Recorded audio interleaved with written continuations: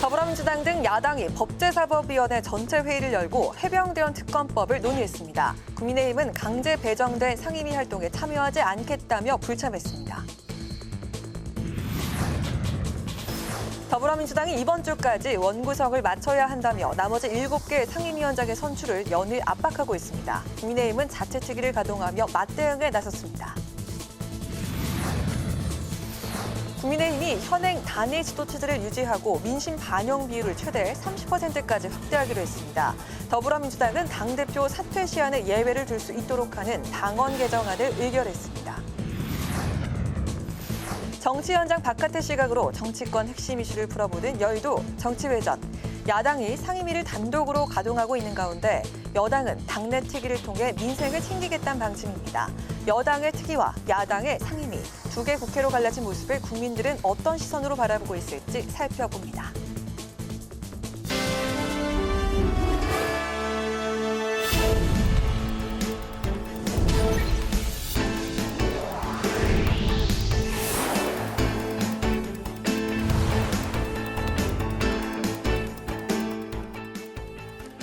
여러분 안녕하십니까? 6월 12일 수요일 국회 라이브 6 시작하겠습니다.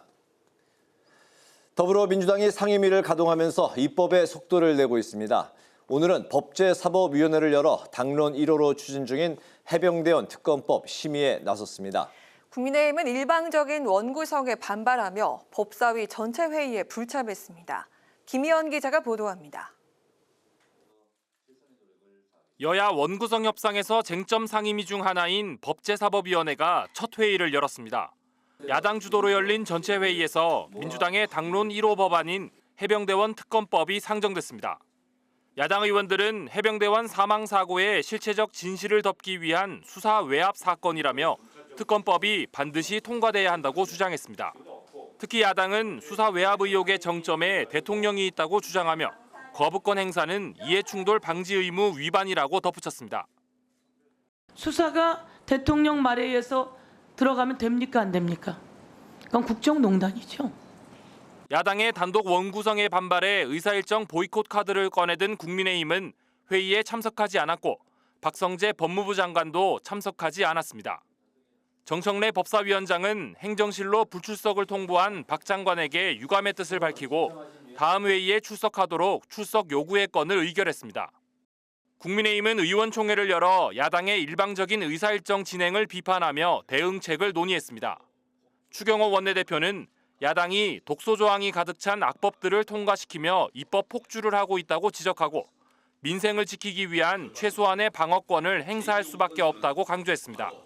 민주당의 일방 독주로 엉터리 법안들이 본회의를 통과한다면 집권 여당인 국민의힘은 책임감을 갖고 대통령의 제2요구권 행사를 강하게 요구할 수밖에 없다는 점을 분명히 말씀드립니다. 국민의힘은 당분간 상임위 보이콧을 유지하면서 당 차원의 15개 민생특위를 가동해 정책을 발굴할 계획입니다. 국회방송 김희연입니다. 앞서 보도해드린 것처럼 민주당의 원구성 강행에 대응책을 모색하고 있는 국민의힘이 현재 상임위에 불참하고 있습니다. 통과된 쟁점 법안들에 대해서도 대통령의 제2요구권 행사를 적극 건의하기로 했습니다. 당원당규 개정특위는 현행 단일 지도체제를 유지하되 지도부 선출 시 민심을 일부 반영하기로 의견을 모았습니다. 장정영 기자가 보도합니다. 국민의힘은 정당성을 인정할 수 없다며 민주당이 일방적으로 구성한 국회 상임위에 참여하지 않겠다는 입장을 거듭 밝혔습니다. 특히 민주당이 단독으로 쟁점 법안들을 통과시킨다면 윤석열 대통령에게 또다시 제2요구권 행사를 건의하겠다는 방침도 분명히 했습니다. 민주당은 과거에 비해 대통령의 제2요구가 많다고 하지만 이는 거대 야당 민주당의 일방 강행 처리 의회 독주의 결과물입니다. 제2요구 건수는 바로 민주당 의회 독재의 정도를 나타내는 지표인 것입니다. 내일 국회 본회의를 열어 나머지 7개 상임위원장도 선출하겠다는 민주당 계획에는 일당 독재적인 발상이라고 강하게 비판했습니다.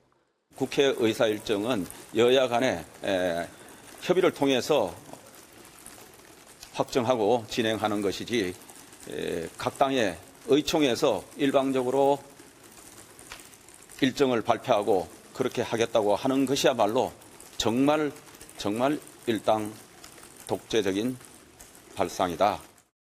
이와 함께 국민의힘 당원 당규 특위는 새 지도부 구성과 관련해 현재의 단일 지도 체제를 유지하기로 결정했습니다.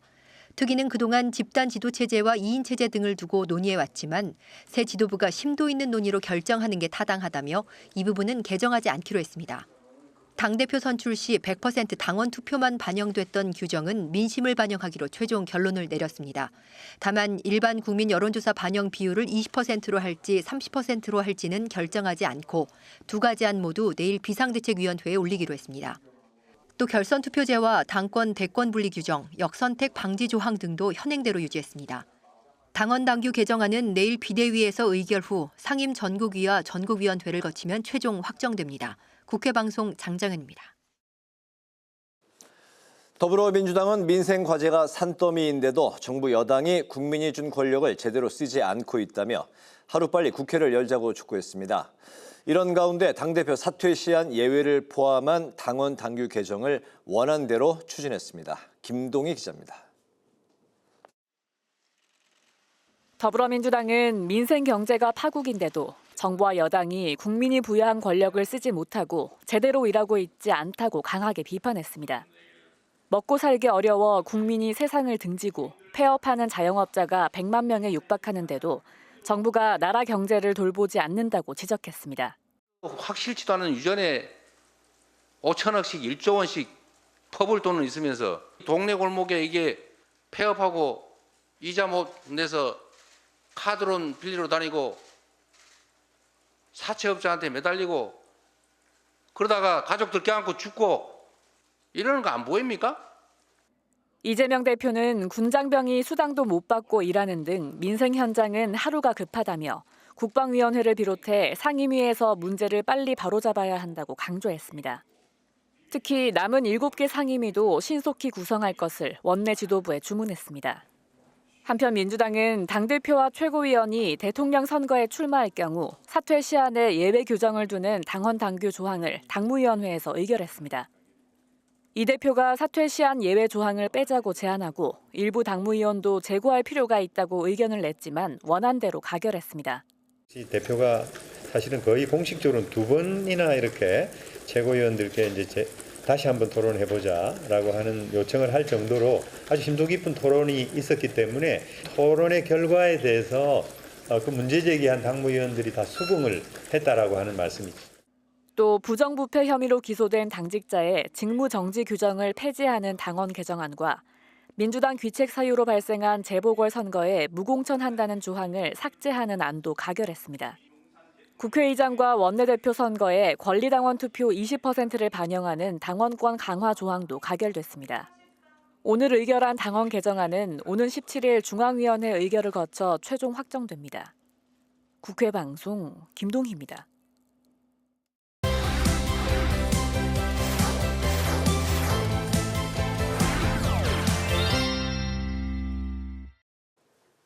네, 오늘 이슈픽 서한한 개건 기자와 함께 22대 국회 개원 후 처음 열린 법사위 이야기부터 다뤄보겠습니다. 서한한 기자 안녕하세요. 네, 안녕하십니까? 네, 국회가 반쪽 개원을 했습니다. 법사위 첫 회의도 반쪽 구성으로만 이루어졌는데요. 해병대원 특검법을 빠르게 처리하겠다는 민주당의 계획, 그 이유를 좀 짚어주실까요? 네, 오늘 오후 2시부터 더불어민주당 등 이 야당이 법사위의 첫 전체 회의를 열고 이 민주당의 당론 1호 법안인 해병대원 특검법을 상정을 했습니다. 그리고 역시 예상대로 국민의힘 의원들은 불참을 했습니다. 이 다음 달이면 해병대원의 순직이 1년이 되기 때문에요. 이 통신기록 의무 보존 기간이 끝이 납니다. 이 대통령실의 수사 개입 의혹을 밝히기 위해선 이 기간 안에 특검이 출범해야 된다, 서둘러야 된다라는 게 민주당의 입장입니다. 이 20일의 숙려 기간을 고려하더라도 늦어도 다음 달 초에는 국회 본회의에 올려 표결할 수 있다는 게 민주당의 계획이고 이 숙려 기간도 단축하는 것을 추진 중입니다. 중입니다. 오늘 회의에서는 야당 간사에 판사 출신인 김승원 민주당 의원이 선임이 됐는데요. 민주당은 조만간 이 소위 고성도 빠르게 마무리해서 해병대원 특검법을 빠르게 심의한다는 그런 계획입니다. 정청래 법사위원장은 자신의 SNS에 올린 글에서 시급하게 처리해야 할 산적한 현안이 많으니 국회법에 따라 법과 원칙대로 운영하겠다라고 포부를 밝혔습니다.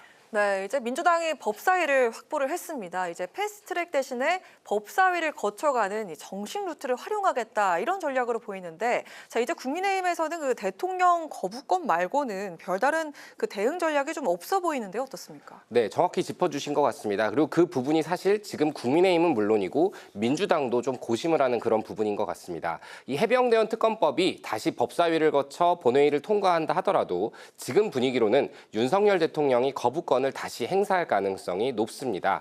이 오늘 추경호 국민의힘 원내대표는 의원총회에서 대통령의 제2요구가 많다고 하지만 이는 거대 야당 민주당의 일방적인 강행 처리 독주의 결과물이다라고 설명을 했는데, 이 최근 흐름을 봐서는 이 방송 3법 등 민주당이 초반에 밀어붙이고 있는 법안들은 모두 여당과 협의가 안 된 상태로 처리될 가능성이 높기 때문에 이를 명분 삼아서 대통령이 거부권을 행사할 가능성이 점쳐집니다. 즉 본회의가 열리고 법안이 통과되고 대통령은 거부권을 쓰고 다시 국회에서는 재표결을 하는 일련의 흐름이 계속 반복되는 이 거부권 정국이 부담스러울 수 있다라는 얘기도 나오는데, 일단 대통령실이 더 부담스러운 것은 사실인 것 같습니다. 지지율이 20%로 낮은 상황에서 특히나 이 국민들의 찬성 비율이 높은 해병대원 특검법 등은 특히나 그럴 수밖에 없는데요. 하지만 길게 보면 이는 민주당에게도 부담이 될 수 있다라는 지적이 내부에서도 나옵니다. 이 국민 다수가 원하는 건 사실 협치죠. 근데 이 너무 강성 당원들의 분위기에 끌려가는 게 아니냐라는 우려도 내부에서 나오는데요. 21대 국회 전반기를 생각해보면 민주당이 상임위를 모두 독식했다가 결국 대선에서 패배했던 것을 얘기하면서 우려를 표하는 이들도 있습니다. 다만 지금 이 강대강 이 대치 정국을 타개할 수 있는 별다른 이벤트가 없다 보니까 여야 모두 지금 대립의 방점을 찍고 있고요. 또 법안들이 법사위를 거쳐 본회의에 본격적으로 올라가기 시작하는 7월부터는 이 대통령의 거부권 정국이 본격화될 것이다라는 이런 우려도 나옵니다. 네, 그리고 이화영 전 경기부지사 재판 후폭풍 이야기를 좀 나눠볼까 하는데, 예상이 됐던 내용이긴 하지만 검찰에서 오늘 결국 이재명 대표를 추가 기소를 했습니다. 네, 그렇습니다. 엊그저께 검찰총장이 출근을 하면서 1심 8견문을 분석하고 있다라고 얘기를 하자 법조계에서는 이번 주 중에는 기소를 할 것이다 이런 관측이 나왔었습니다. 그리고 오늘 검찰이 이재명 대표를 제3자 뇌물죄 위반 등으로 기소를 했습니다. 검찰은 이화영 당시 이 경기부지사가 했던 일이 이 이재명 당시 지사의 방북을 성사시키기 위함이기 때문에 이재명 당시 지사가 이를 모를 리가 없었다라는 입장입니다. 또 돈을 건넨 측인 쌍방울 그룹도 이재명 대표를 보고 줬다라고 진술을 하고 있기도 하고요. 하지만 이재명 대표 측은 이화영 전 부지사가 나모르게 독단적으로 처리한 일이다라고 선을 긋고 있고요. 또 지난해 구속영장 실질 심사 때에는 이 부분에 대해서 재판부가 입장이 달라서 다툼의 여지가 있다라고 해서 언급한 부분이기도 합니다. 이재명 대표의 사법 리스크, 하지만 이 부분은 역시 피할 수가 없게 될 것 같습니다. 이 불법 대북 송금 의혹에 대한 추가 기소가 오늘 이뤄지면서 이제 이 대표는 총 4건의 재판을 받게 됐습니다.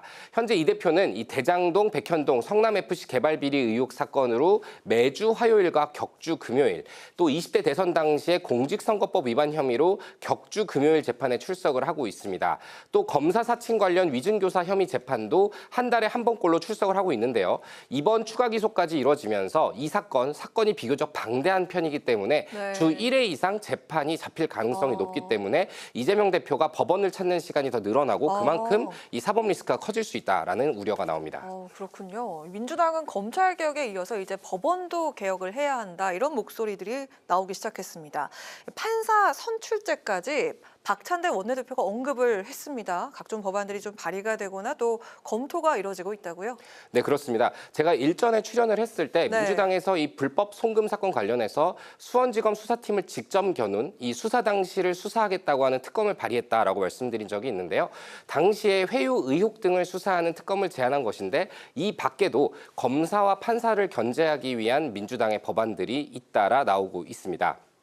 지난 7일에는요. 수사기관이 형사처분을 받게 할 목적으로 증거를 조작하거나 위증을 강요한 경우에는 이를 처벌할 수 있는 내용을 담은 수사기관 무고죄를 신설하는 이 형법 개정안도 발의가 됐고요.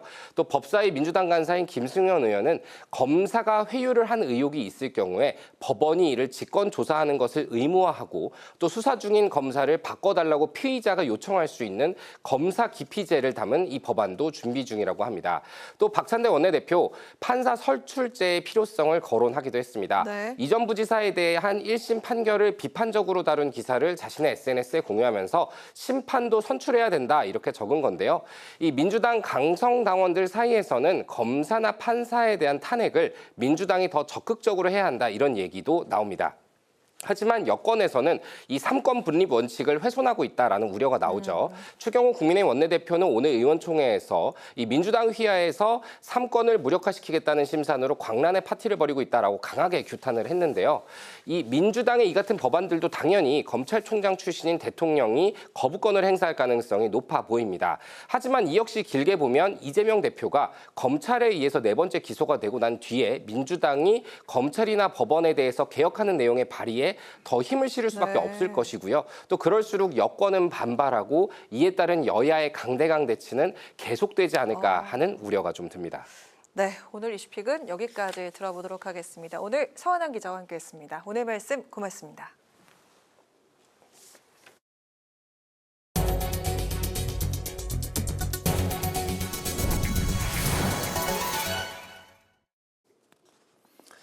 검찰이 쌍방울 대북 송금 의혹으로 더불어민주당 이재명 대표를 기소한 데 대해 여야가 공방을 벌였습니다. 국민의힘은 이재명 대표의 사법 리스크가 현실화됐다고 지적하고 민주당이 대북 송금 의혹과 관련한 특검법을 추진하는 건 사법부 장악에 시동을 거는 이 대표의 입법 쿠데타라고 비판했습니다. 더불어민주당은 검찰이 또다시 야당 탄압과 대통령 정적 죽이기에 나선 것이라며 반발했고 이재명 대표도 검찰의 창작 수준이 갈수록 떨어지고 있다고 비판했습니다. 국민의힘은 정부와 당정협의회를 열고 북한의 오물풍선 살포 대응 방안을 논의했습니다. 국민의힘 재난안전특위는 북한의 불법 행위에 대해 단호하게 대처하겠다는 적극적인 의지의 표현으로 손해배상 청구 소송을 제기할 필요가 있다고 밝혔습니다. 또 오물풍선 내용물이 바뀔 수 있다며 접경 지역과 인구 밀집 지역의 민방위 시설 점검을 주문했습니다. 더불어민주당은 정부와 여당을 향해 민주당이 추진하고 있는 민생위기 극복 특별조치법과 코로나 대출 장기 분할 상환법에 대한 적극적인 협조를 촉구했습니다. 박찬대 원내대표는 최고위 회의에서 민생 경제가 어려운 상황에서 정부가 말로는 민생을 외치고 있지만 실제 대책은 감감무소식이라고 비판했습니다. 그러면서 정부나 국민의힘은 다른 대안이 없으면 민주당 안을 군소리하지 말고 받아야 한다고 말했습니다. 우원식 국회의장이 국회를 방문한 한덕수 국무총리를 접견했습니다. 우 의장은 강대강 대치 속에 남북관계 우려와 민생경제 어려움 등을 전달하고 정부의 적극적인 역할을 주문했습니다. 또 이태원 참사 특별조사위원회가 차질 없이 출범할 수 있도록 한 총리의 관심과 지원을 당부했습니다. 우원식 국회의장의 말을 직접 들어보시겠습니다. 국회를 운영하면서 이 같은 민심을 항상 최우선에 두려고 합니다. 총님을 비롯해서 모든 국무위원께서도 이런 민심을 잘 헤아려서 국회와 정부가 상권 분립이라는 헌법 질서 속에서 서로의 역할을 잘 해나갈 수 있도록 함께 노력해 주셨으면 좋겠습니다.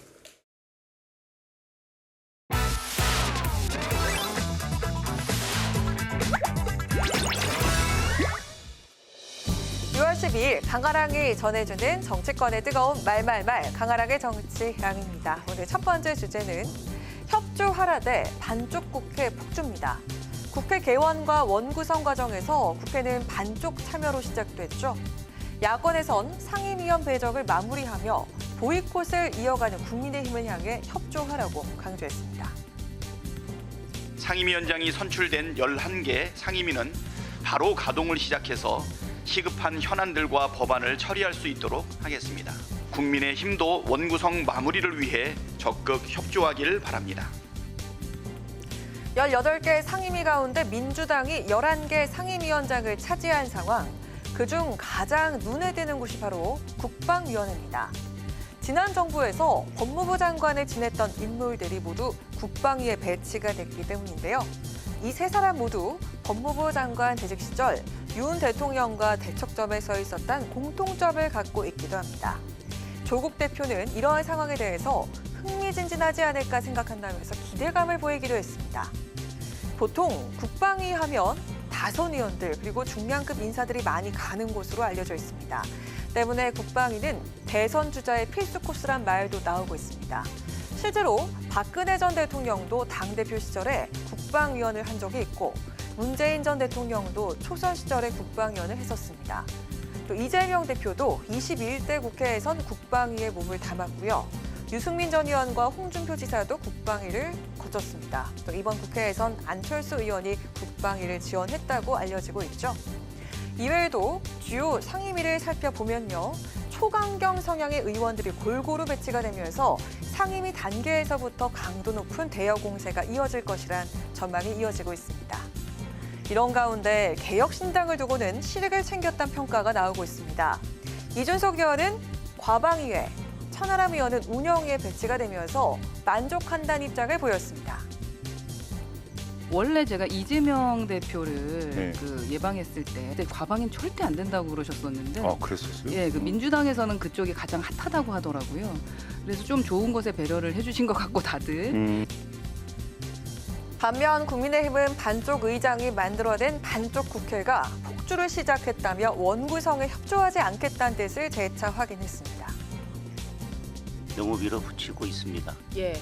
예상했던 대로 계획대로. 그런데 민주당이 법사위, 운영위, 과방위 세 개를 다 가져가겠다고 하고 결국 강행 처리했고 그것을 욕심내는 이유는 딱 하나라고 생각합니다. 이재명 대표에 대한 방탄. 민주당이 그만큼 급하기 때문에 한 채의 양보도 없이 계속해서 이렇게 일방적으로 밀어붙일 것이라고 보여집니다. 혹시 영화 부당거래 아십니까? 허위가 계속이 되면 권리인 줄 안다.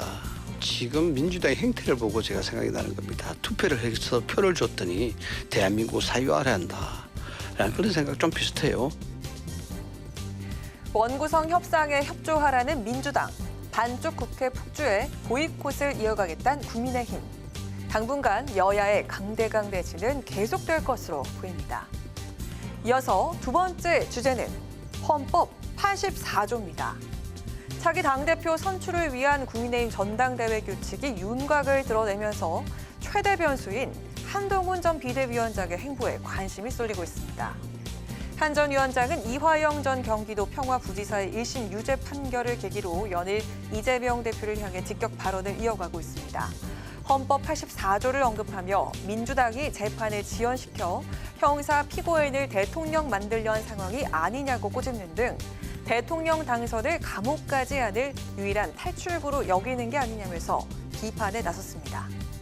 헌법 84조 내용을 보면 대통령은 내란 또는 외환의 죄를 범한 경우를 제외하고는 재직 중 형사상의 소출을 받지 아니한다고 규정하고 있는데요.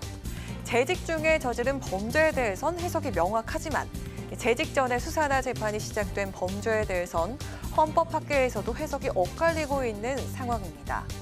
때문에 한 전 위원장이 헌법 84조를 언급한 것을 두고도 정치권에선 여러 해석이 나오고 있습니다. 나경원 의원은 지금까지 민주당이 보여준 행각들을 보면 헌법 84조를 언급하는 건 허망한 기대일 뿐이라고 꼬집었습니다.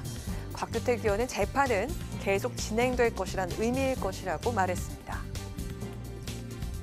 한동훈 전 위원장의 그 헌법 84조에 대한 언급은 법조인이라면 당연한 이야기인 것 같고요. 대통령 재직 중에 형사적으로 기소를 안 된다고 하는 의미지 그게 받던 재판까지 안 받는다? 이재명 대표가 대통령이 된다 하더라도 계속 진행된다고 하는 것이 일반적인 해석이고요.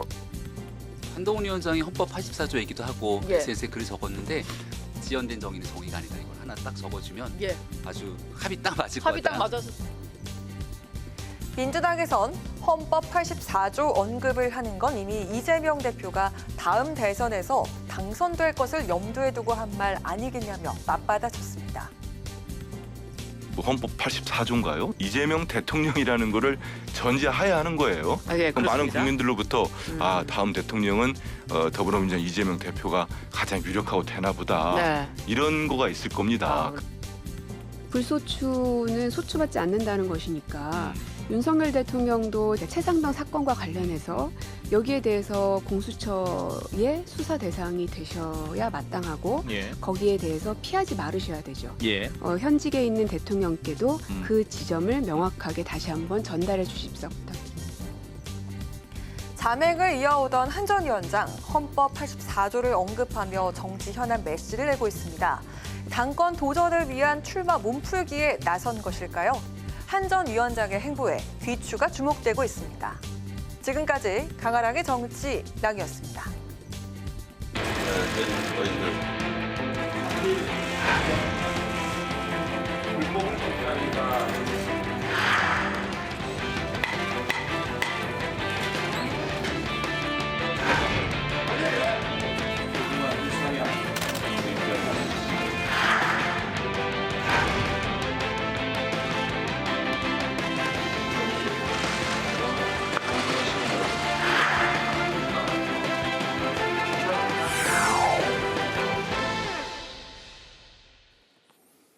네, 정치 현장에서 한 걸음 떨어져 보다 객관적이고 분석적인 시선으로 정치권 쟁점을 들여다봅니다.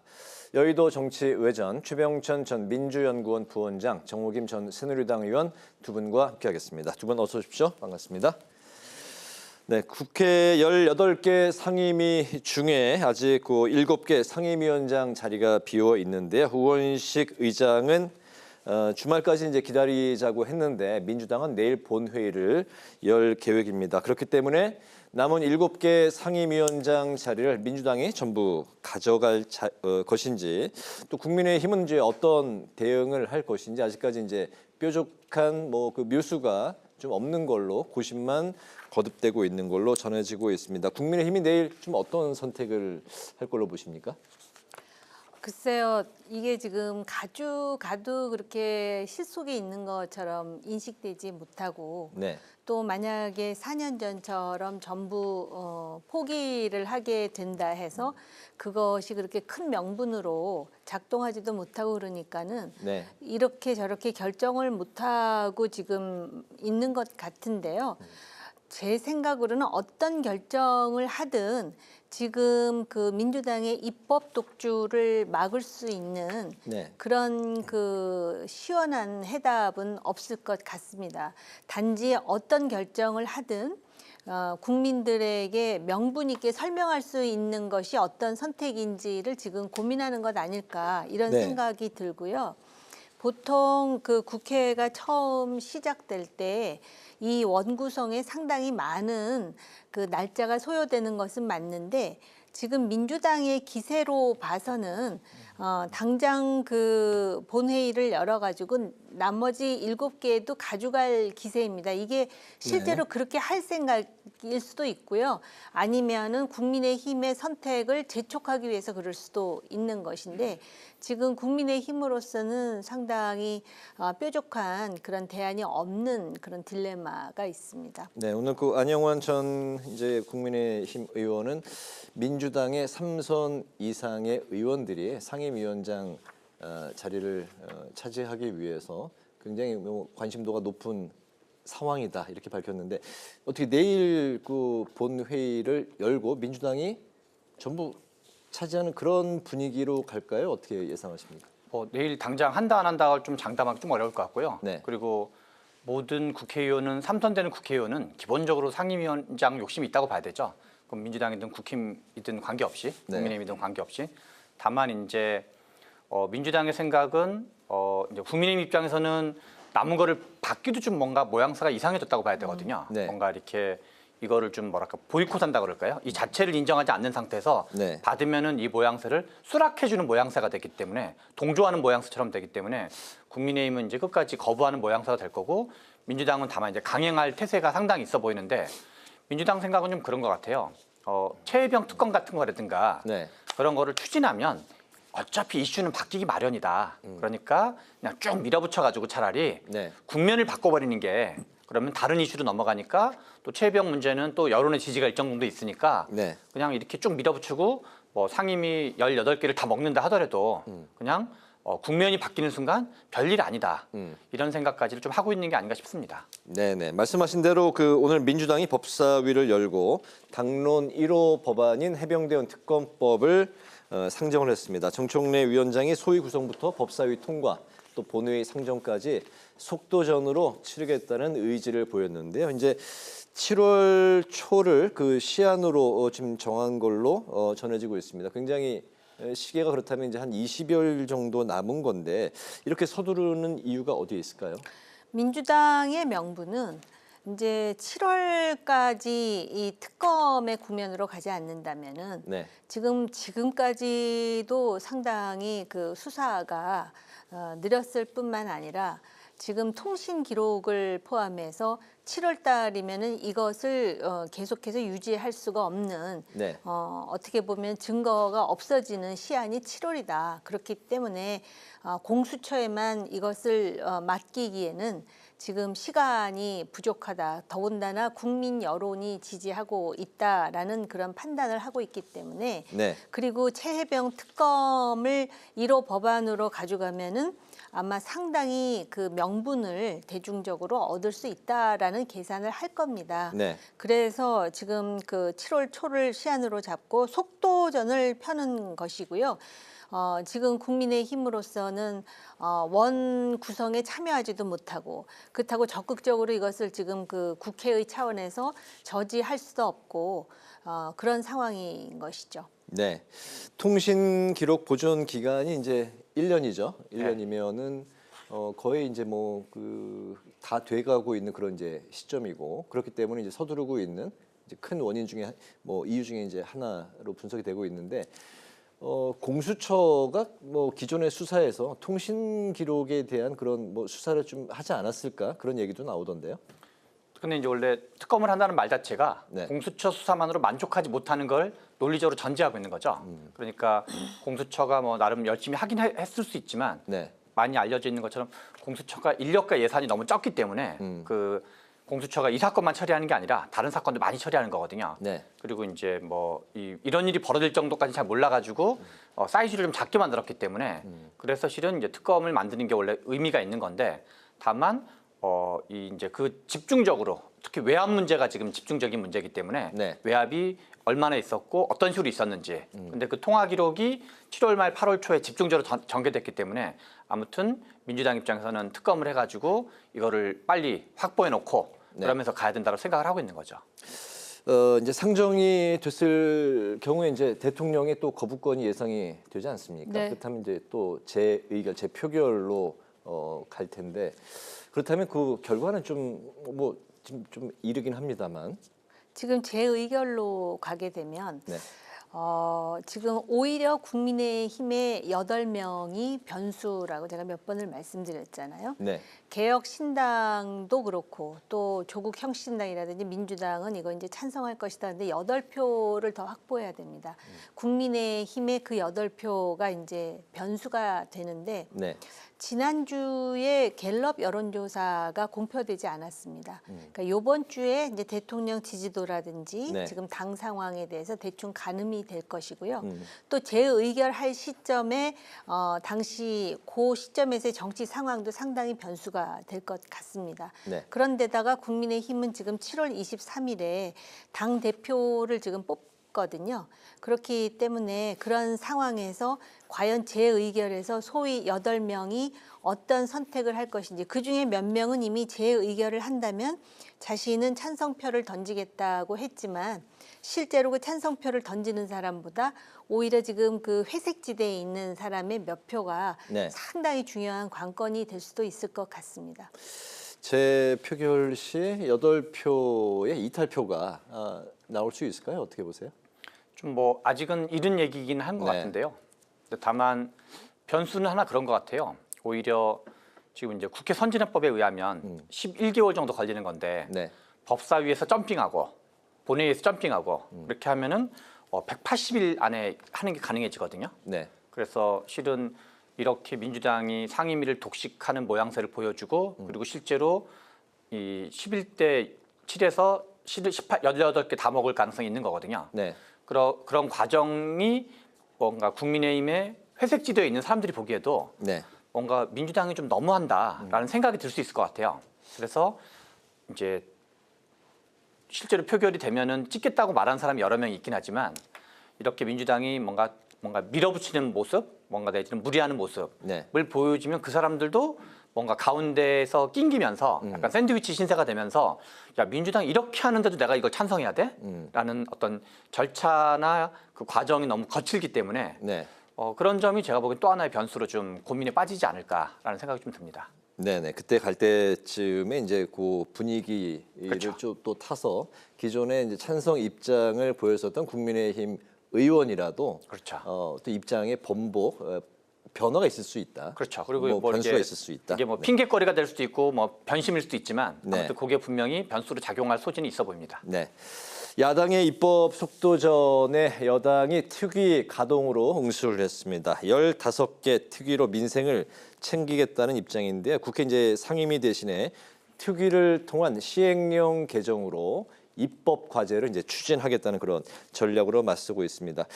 오늘 그 법사위 상임위에서는 또 이제 뭐 그 법무부 장관도 불참을 한 그런 입장을 이제 또 이제 보였는데요. 여당의 특위와 야당의 이제 상임위, 국회가 이제 좀 두 개로 갈라진 그런 22대 국회 개원하자마자 이런 모습을 보고 있습니다. 좀 어떻게 보십니까? 지금 이 야당이 이번에 총선에서 또 4년 전만큼이나 상당히 많은 의석을 점했습니다. 근데 그때는 여당이었고 지금 이제 야당이라는 차이가 있는데요. 네. 그런데 이제 그러한 수의 우위를 이용해가지고 지금 이제 패스트 트랙이라는 것이 그 어렵게 국회 선진화법의 일환으로 만들었는데 지금 최혜병 특검을 포함해서 단축을 시키겠다라는 건데 네. 오히려 최혜병 특검과 관련해 가지고는 국민적으로 공감을 얻을지 모르지만 지금 그 특검만 있는 게 아닙니다. 오히려 제가 볼 때는 문제가 되는 건 이화영 특검 같은 거거든요.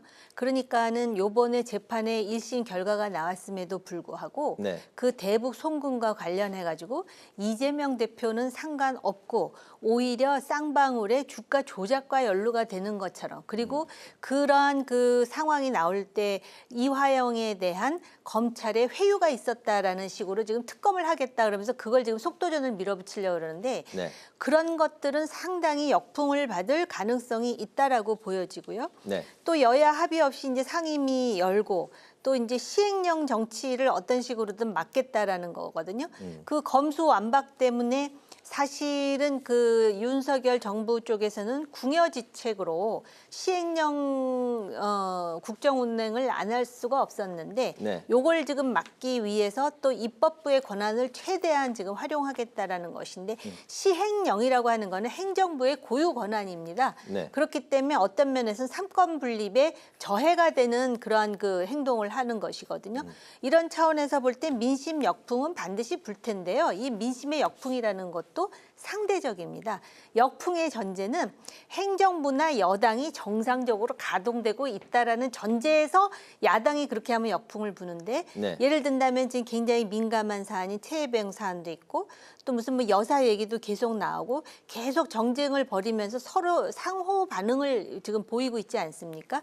그렇게 된다면은 지금 여당이 오히려 이러한 딜레마 속에서 어떻게 이러한 그 어려운 상황을 혁파할 수 있을지에 대한 뭔가 각고의 노력을 하는 모습도 좀 보여줄 필요가 있는데 그런 부분이 안 나오는 것에 대해서 안타까워하는 목소리도 많습니다. 네. 어쨌든 그 여당은 이제 상임위원회 계속 이제 보이콧을 하고 있는 상황이고 대신 이제 특위를 통해서 이제 정부와 이제 여당이 같이 민생을 챙기겠다. 뭐 이런 이제 전략으로 나오고 있는데 이 정국이 좀 언제까지 갈까요?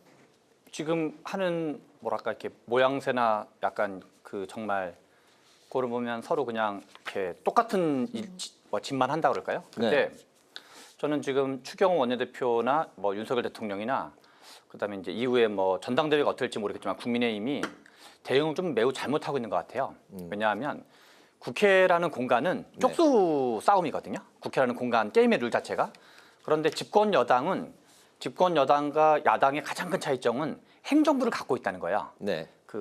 우리가 670조의 예산과 200만 명의 공기업을 포함한 200만 명의 공무원을 가지고 있는데, 그러면 여당이 가지고 있는 가장 강력한 무기는 제가 생각에는 아젠다 세팅 능력으로 봐야 돼요. 집권 여당은 정책을 추진할 수가 있거든요. 네. 야당이 무슨 정책을 입법하는 수준과 여당이 무엇을 하겠다고 말하는 거에 언론에서 달아주는 무게감이 완전히 다르거든요. 행정부 얘기이기 때문에. 네. 그런데 지금 이게 최혜병 문제나 김건희 여사 문제가 더 부각되는 거는 그 자체도 있지만 다른 정책적 이슈가 너무 없기 때문이기도 해요. 그래서 실은 이 정무적 이슈를 중심으로 여당과 야당이 싸우는 걸로 아주 치고받고 하면 네. 민주당이 불리할 이유가 전혀 없는 거죠.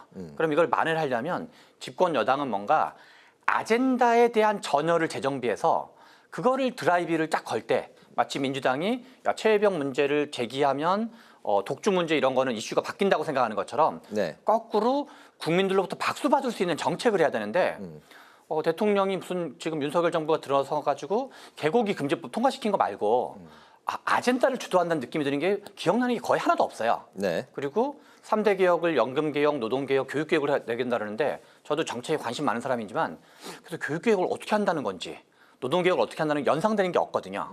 그래서 그리고 실제로 정부 입법도 없어요. 아예. 그냥 레토릭만 있고 어떻게 보면 하는 게 아무것도 없는 정부처럼 보이는 거거든요. 네. 그래서 그냥 거부권 행사하는 거 왜 대통령이 하는 게 뭔지 정말 그런 식으로 해서 그거를 추경호 원내대표가 주도하든 차기 당대표가 주도하든 윤석열 대통령실이 주도하든 네. 누가 주도하든가 무관하게 국민들로부터 박수받는 정책을 중심으로 그 정책을 쭉 밀어붙이면 그럴 때 여당과 집권당이 뭔가 사람들로부터 명분을 얻는 건데 네. 그냥 계속 수비만 하고 있다 그럴까요? 그래서 약간 그래서 통치 국정 운영, 국정으로서 마땅히 해야 될 일을 안 하고 있기 때문에 더 코너에 몰리는 측면이 있다. 그런 걸 중심으로 대응하는 게 집권 여당이 해야 될 역할이다라는 생각이 듭니다. 집권 여당의 역할에 대해서 이제 말씀을 해-주셨는데 어쨌든 이게 최선의 이제 방어기도 하다는 거죠, 실제로는. 국회 상임위로 이제 돌아오기 위해서는 어쨌든 명분과 또 어떤 현재의 여당으로서 좀 출구 전략이 좀 있어야 될 텐데 과연 현재로서는 전혀 해법이 보이지 않는 상황인가요? 우리나라에서 이제 예컨대 장외투쟁이라든가 네. 국회 회기 보이콧이라든가 이런 이제 역사가 쫙 있었잖아요. 그러면은 그거의 명분은 뭐냐면 싸우다가 시간이 오래 지나서 뭔가 쟤네 싸울 만큼 싸웠다 하면 이제 복귀하는 거거든요. 네. 그거 이외의 명분은 실은 없다고 봐야 되는 거죠. 네. 다만 근데 싸우지도 않고 복귀한다 그러면 지지자들이 보기에 너네들은 뭐 하는 거냐 도대체 이 뭔가 속된 말로 약간 자존심도 없냐 이런 문제에 이제 몰리기 때문에 지금 국힘 입장에서는 실은 뭔가 이렇게 저항하는 것 외에는 실은 방법이 없다고 봐야 되고 그리고 일정 기간 저항하는 것 자체가 실은 명분이라고 봐야 되는 거죠. 네네. 정 의원님이 말씀하신 대로 해병대원 특검 외에 대북 송금 특검과 이제 같은 경우 과연 이게 민주당이 여론의 순풍을 탈 것인지 아니면 좀 역풍을 맞을 것인지 그런 이제 어떤 리스크에 대해서 말씀을 하셨는데 거기에 대해서는 또 어떻게 생각하시는지 더불어서 민주당이 이제 국회법 개정안 4개를 내놓지 않았습니까? 이제 내용이 패스트 트랙 처리 안건을 이제 단축하고 여야 합의 없이도 상임위를 열고 이제 시행령 정치를 이제 방지하겠다 이제 주요 핵심 내용인데 4개의 이제 국회법 개정안 민심의 어떤 좀 최근에 총선 결과와는 또 정반대로 가는 그런 역풍의 우려는 없는지 두 가지를 좀 구분해야 되는데요. 네. 뒤에 국회법 개정안과 대북 송금 관련된 특검은 이 뒤에 거는 약간 공세 차원으로 볼 수가 있고 네. 첫 번째 거는 오히려 이게 좀 중요한데요. 이거는 이재명 대표의 약간 대권 플랜이랑 연동돼 있다고 봐야 돼요. 이재명 대표 입장에서 우리가 대통령 선거라는 긴 과정에서 가장 위협적인 게 뭐가 있을까 생각을 하면 그중에 하나가 사법 리스크가 여전히 살아있는 걸로 봐야 되거든요. 네. 그래서 지금 하나는 공직선거법 문제가 있고 위증교사 문제가 있고 대북 송금 문제가 있고 그것이 이제 가장 상대적으로 이제 뭔가 좀 더 이제 유죄 가능성이 있는 걸로 흔히 얘기되는데 네. 나머지 백현동, 대장동 이런 거는 덩어리가 너무 큰 사안이어서 과연 대선 전까지 1심이 나올지가 불투명한 사안이거든요. 네. 그러면 이재명 대표 입장에서 역지사지를 해보면 이 대선 가도에서 이 세 가지 이슈 공직선거법, 위증교사, 대북송금 특히 이제 대북송금은 이번에 그 재판부가 1심 재판부가 이재명 대표에게 보고했다라는 것에 대한 언급은 없었으나 대체로 그 어떤 진술의 신뢰성이나 이런 걸 상당 부분 인용을 했거든요. 그러면 이거는 이제 삼자 뇌물죄라든가 등등해서 이제 이재명 대표에게 불리하게 작용할 가능성이 매우 높기 때문에 네. 재판이 많이 진행될수록 이제 3심까지 갈 가능성이 있는 거죠. 그래서 이재명 대표 쪽에서의 문제 의식은 송금 특검법을 내고 특검법이 부결되면 네. 탄핵을 추진하겠다는 거거든요. 탄핵을 추진하면 몇 개월 동안 직무가 정지되거든요. 그래서 재판 자체를 좀 지연시킬 수가 있는 거죠. 그래서 재판을 3심까지 나오지 않게 만드는 게 어떤 이재명 대표 입장에서는 의미가 있는 거라 보고 네. 여론이 어떻든 아니든 부차적인 거를 보는 거죠. 일단 뭔가 이렇게 좀 최대한 이렇게 뭔가 공세를 취하고 검사를 뭐 탄핵하고 그래서 이제 직무를 정지시키고 그런 것 자체가 일단 목표라고 봐야 되는 거죠. 네, 이재명 대표의 이제 최근에 사법 리스크가 또 다시 이제 좀 부각이 되면서 이제 그 대통령 재임 시에 뭐 소추가 되느냐 아니면 좀 그런 게 좀 정지가 됐다가 퇴임 시에 다시 이제 뭐 재개가 되는 여러 가지 또 이야기 이제 법에 대한 이제 해석들이 나오고 있는 상황인데 어쨌든 그 4개 국회법 개정안 민주당의 이 개정안과 이재명 대표의 이제 사법 리스크로 인한 민주당의 리스크는 어떻게 좀 보실까요? 민주당의 리스크는요. 네. 입법 독재로 나간다 해도 과언이 아닐 정도의 그런 몽골 기병과 같은 속도전을 벌이고 있는 이유도 제가 볼 때는 이재명 대표의 사법 리스크와 무관하지 않다고 보여지거든요. 그리고 조금 전에 말씀하신 그 헌법 84조 재임 중 형사상 소추되지 않는다라는 거를 우리는 그냥 상식적으로 그동안 이해를 했는데 이미 기소가 돼서 재판을 받다가 그러면은 대통령에 당선이 되면 그다음에 어떻게 되는 것이냐에 대해서 율사들도 헷갈리는 상황을 지금 이미 아직 대통령이 된 건 아니지만 거대 야당이잖아요. 네. 만들고 있다라는 점에서 참 그 뭐라 그럴까요? 아연실색할 상황이라고나 해야 될까요? 지금 그러다 보니까는 당내의 그립을 더 꽉 잡아야 된다라고 생각하는 것 같습니다. 아마 속으로는 공천에서 그렇게 많이 피를 흘린 것도 잘했다라고 속으로 생각할 거고요.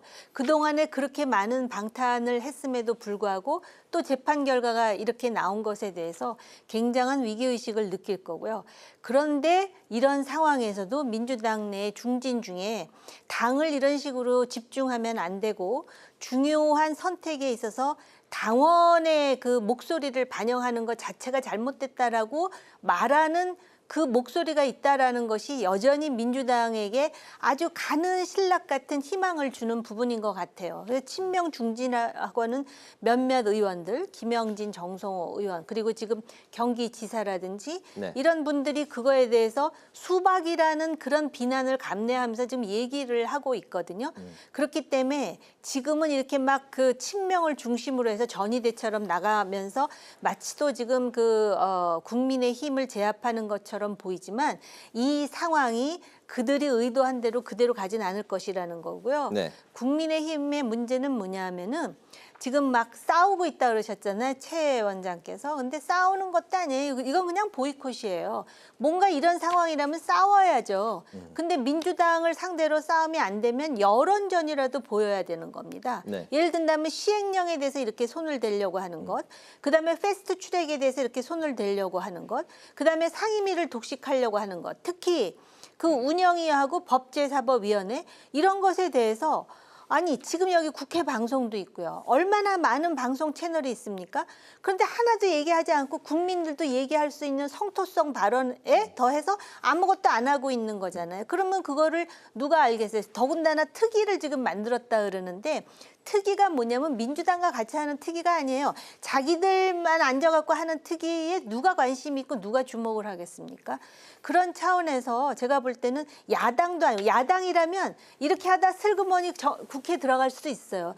책임을 져야 될 여당 아닙니까? 그렇다면 어떤 명분으로 들어갈 것인지 그리고 지금 민주당이 어떤 식의 오만과 남용을 하고 있는지를 오히려 보여주는 데 앞장설 수 있잖아요. 근데 그것도 안 하는 것 같다라는 느낌이 들어요. 제가 생각할 때. 알겠습니다. 차관은 그 여당의 이제 특위에 참석을 하고 또 이제 장관은 상임위에 이제 불참을 하는 참 국민들이 보기에는 이제 편치 않은 그런 상황들이 연출이 되고 있는데 조금 전에 이제 정 의원님께서 민주당의 당원 당규 개정에 대해서 당내에서도 좀 비판의 목소리가 나오고 있다 말씀을 하셨는데 그 국민의힘이 오늘 당원 당규 특위의 그 발표가 있었습니다. 전당대회의 민심 반영 비율은 논의가 더 필요하다. 이제 20에서 30% 반영으로 이제 가닥이 잡혀지고 있는데 지도 체제는 현행 원톱으로 이제 가닥을 잡았습니다. 이렇게 되면 이제 어차피 대세는 한동훈이 더욱 굳어지는 것인지 과연 한동훈 전 비대위원장이 대야 투쟁의 핵심 역할을 잘 수행할 수 있을지까지 논의가 지금 더 이제 좀 확대돼서 나오고 있는 상황인데 어떻게 보십니까? 지금 국민의힘은 이게 이제 하나는 집단 주도 체제를 하냐, 그다음에 이제 당심과 민심의 비율을 어떻게 하느냐 이게 있었는데 지금 천목회 사람들이나 이런 쪽은 처음에 집단 지도 체제 얘기를 했었어요. 그런데 제가 보기에는 이 집단 지도 체제가 가지는 특성을 좀 잘 모르고 있는 측면이 있는 것 같아요. 집단 지도체를 했던 한국 정치사에서 대표적인 사례는 열린우리당 사례거든요. 네. 집단 지도체를 하면은 후보가 만약에 5명이라고 치면 이제 최다 득표자가 대표가 되고 나머지 차석한 사람이 이제 차점자는 그냥 최고위원이 되는 건데 그러면 어떤 일이 되냐면 이게 몇 표 차가 안 나기 때문에 너나 나나 비슷한데 해가지고 약간 비판하게 돼요. 계속. 그래서 당시에 열린우리당이 당대표가 1년을 못 넘고 그냥 한 평균 8개월마다 계속 갈렸거든요. 네. 그래서 실은 지금 국민의힘이라는 당이 처한 여러 가지 위기를 보면 용산으로부터 얼마나 독립적인가가 핵심 문제거든요. 용산으로부터 독립적이기 위해서 중요한 거는 단일 대표 체제인 경우가 훨씬 더 높다고 봐야 되죠, 확률적으로. 다만 소위 말하는 어떤 용산의 독립적인 개혁적인 목소리가 완전히 비주류, 당대표 당선 가능성이 없을 때는 한 명이라도 집단 지도 체제로 들어가서 말하는 게 의미가 있지만 지금 한동훈이라는 어떤 사람은 상대적으로 용산과 관계가 좋다고 보기 어렵기 때문에 오히려 이 한동훈 대표를 그러니까 이 비대위원장을 염두에 두면 오히려 단일 체제가 용산으로부터 독립을 얻기 훨씬 나은 거기 때문에 천목회가 제가 보기에는 그 이제 원외에 있는 분들이 많이 있는데 이 제도의 특성 그렇기 때문에 단일 지도 체제로 간 게 오히려 이제 훨씬 더 어떤 용산으로 독립적인 의미가 있고 그런 맥락에서 오히려 황우엽 비대위원장은 뭔가 이렇게 용산의 목소리랑도 절충하려고 오히려 무슨 뭐 부대표제라든가 2인 체제라든가 이런 얘기를 했는데 그런 거는 좀 너무 과한 뭔가 좀 약간 이상한 제도로 봐야 되고 그래서 오히려 이 당대표를 단일성 대표 체제를 하는 게 훨씬 더 합리적이고 그런 점에서 이제 결국 이 논쟁 과정을 제대로 붙어가지고 당대회 경선 과정에서 그렇게 만들어진 에너지를 가지고 여러 가지 이제 어떤 민주당과의 관계라든가 용산과의 관계를 어떻게 할 건지를 가져가는 게 그나마 현실적이지 않나 이런 생각이 듭니다. 한동훈 전 비대위원장의 출마가 이제 뭐 거의 가시권에 이제 들어온 것 같습니다. 문제는 이제 대통령실, 대통령과의 관계 설정, 지금의 이런 강대강 여야 대치 속에서 여당을 잘 이끌어갈 수 있을지 이게 이제 논의의 또 이제 핵심으로 바뀐 것 같습니다. 최근의 기류가. 네. 지금 어떻게 보면 지난 총선 때 선대위하고 별로 달라진 게 없어요. 1인 중심의 체제고 단지 차이가 있다면 선거가 없다라는 것하고 대통령과의 관계가 완전히 달라졌다라는 것이죠. 그런데 아마 지금 그 민주당의 독주에 대해서 결국은 용산에서도 한동훈 대표 체제가 뭐 최선이나 차선은 아니지만 차악은 될 수 있다라고 판단하는 것 같습니다. 그러다 보니까는 무슨 뭐 하이브리드 체제 별 얘기를 다 하다가 이제 와서 이제 단일 지도 체제로 하겠다라는 거 아니에요? 집단 지도 체제도 아니고요. 그러면은 이제 아마 단일 지도 체제라면은 본인이 이제 당대표를 하고 최고위원들을 뽑을 텐데 그 최고위원들 중에 소위 얼마 정도의 그 최고위원이 한동훈 대표를 백업해 줄 수 있느냐. 또 일부는 아마 이제 또 용산과의 어떤 교류를 하지 않겠습니까? 이제 그런 상황이 될 것이고 또 하나는 지금 대통령도 검찰 출신이잖아요. 네. 그리고 한동훈 전 비대위원장도 사실은 검사의 백그라운드를 가지고 있습니다. 근데 검사를 하다가 오래전에 그만두고 나와서 정치를 하는 게 아니라 곧바로 정치로 이렇게 트랜스퍼가 된 상황인데 그것에 대해서 또 가지는 여론이 상당히 다양하거든요. 근데 그 몇 달 동안의 그런 어떤 재충전 속에서 얼마나 달라졌는지 그거는 제가 잘 모르겠는데요. 네. 선거가 오히려 있으면 모르겠으나 선거가 없는 상황에서 지금 이렇게 야당이 몽골 기병처럼 지금 몰아붙이고 대통령의 지지도가 상당히 낮은 상태에서 과연 얼마나 노련한 정치력을 보일지에 대해서 본인도 자신감보다는 신중함이 필요할 것 같다라는 개인적인 생각이 있어요. 알겠습니다. 한동훈 전 비대위원장인 국민의힘 초선 의원들을 이제 한 명 한 명 지금 만나고 있는 그런 분위기이기 때문에 그 전대 출마는 거의 뭐 확실시되고 있다는 분위기가 많이 이제 들려오고 있습니다.